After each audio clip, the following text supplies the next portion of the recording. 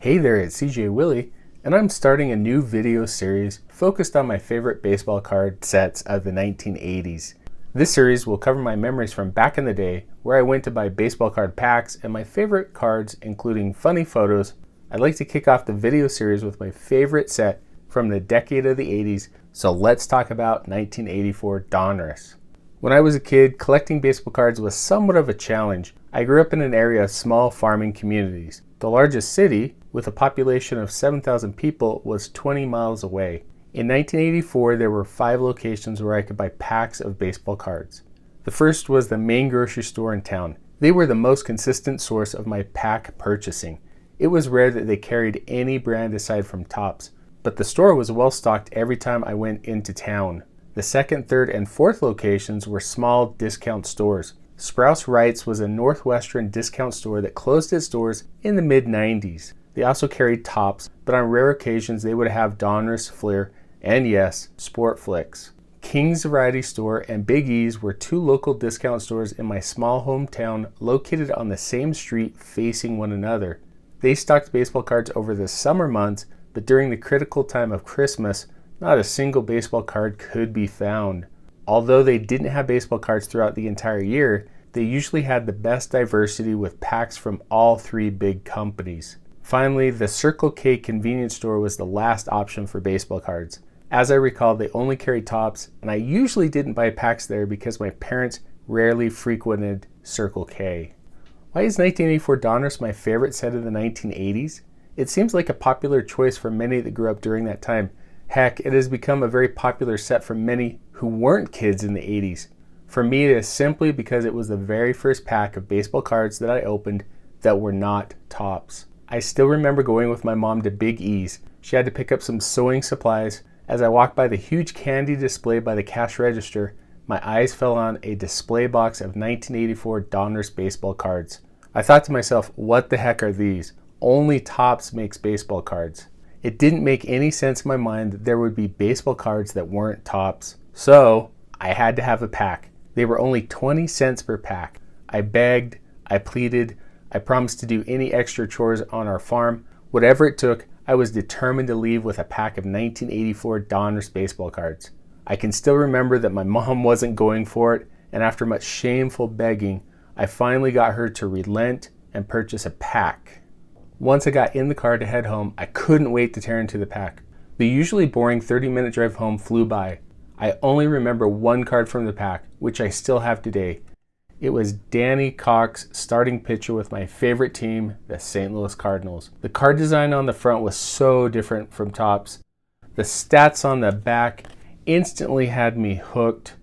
It included transaction information about the player, if they were drafted or acquired by their current team, and the coolest part with the card design was a large biography about the player.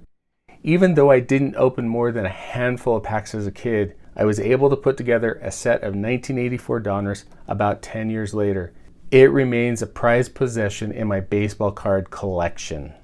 To close out this episode number 1 in Let's Talk About 1984 Donruss, I'm going to look at the first 26 cards from the set. From 1982 to 1991, Donruss produced the Diamond Kings subset, found within the main set. Donruss chose one player from each team who they considered to be the main cog or Diamond King for their team. The 1984 Donruss Diamond Kings cards are well known for a couple of reasons. First, the card design deviated from the typical design featured every year on the Diamond Kings subsets. The other reason is more notable. On the back of every Diamond King card, Perez Still Galleries was misspelled, missing the final E in Still. This error was corrected, but it was done later in production and only included in the factory sets.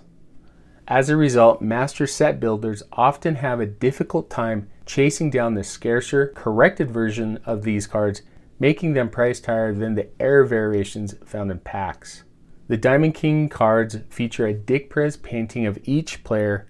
The art typically displayed a portrait from the neck up with a smaller action-sized painting in the lower left-hand or right-hand corner of the card. The back of the card contained a large biographical write-up covering the player's seasonal and career highlights. Starts off with Robin Yount, the first of 5 Hall of Famers to be found in the subset. Dave Concepcion, 9-time All-Star, potential Veterans Committee vote for the Hall of Fame in the future. Dwayne Murphy, 6-time Gold Glove winner. John Castino won the 1979 Rookie of the Year award and retired in early 1984 because of a neck injury. Leon Bull Durham, 2-time All-Star. Rusty Staub, nicknamed Le Grand Orange by Canadian fans, had 2,716 hits over 23 seasons. Jack the Ripper led my Cardinals to the 1985 and 1987 World Series. Dave Gervecki was a 1983 All-Star who later on lost his pitching arm to cancer. Al Oliver, 7-time All-Star with 2,743 hits. I think he's also a potential Veterans Committee vote for the Hall of Fame. Dave Righetti, Rags, who won the 1981 Rookie of the Year and later became a pitching coach. Hal McRae, 3-time All-Star and later on a manager with a few clubs. Ray Knight scored the winning run on Bill Buckner's 1986 World Series error. Bruce Sutter, Hall of Famer and early pioneer of the split-fingered fastball. Bob Horner won the 1978 Rookie of the Year award after playing just 89 games straight from college, no minor leagues. Lance Parrish, 8-time All-Star, nicknamed the Big Will, hit 324 home runs in his career. Matt Young, lone Mariner named to the 1983 All-Star team in his rookie year. Yes, the Mariners were that bad. Fred Lynn won the Rookie of the Year and MVP in the same year in 1975, the only player to accomplish that feat. Also the only player to hit a grand slam in an All-Star game. He did that in 1983. Ron Kittle won the 1983 Rookie of the Year award. He was discovered by the White Sox when he was playing semi-pro baseball in a steelworkers league. Jim Clancy named to the 1982 All-Star team from a very bad Blue Jays club. Bill Madlock, nicknamed Mad Dog, was a 3-time All-Star and finished his career with a .305 batting average. Larry Parrish, 2-time All-Star. Funny thing about Larry Parrish and Lance Parrish, when I was a kid, any baseball players with the same last name, I thought they were brothers. They aren't. Eddie Murray, Hall of Famer. He had 3 brothers who played professional baseball. Mike Schmidt, Hall of Famer and the Chuck Norris of baseball. Pedro Guerrero, 5-time All-Star, finished his career with a .300 batting average, and there was some weird story that he played the majority of his career illiterate. He couldn't read. Andre Thornton, nicknamed Thunder and a 2-time All-Star, missed the entire 1980 season with a knee injury. And to round out the group, Wade Boggs, Hall of Famer. He ate chicken before every baseball game. Ending with a Hall of Famer, what a way to close out episode number 1.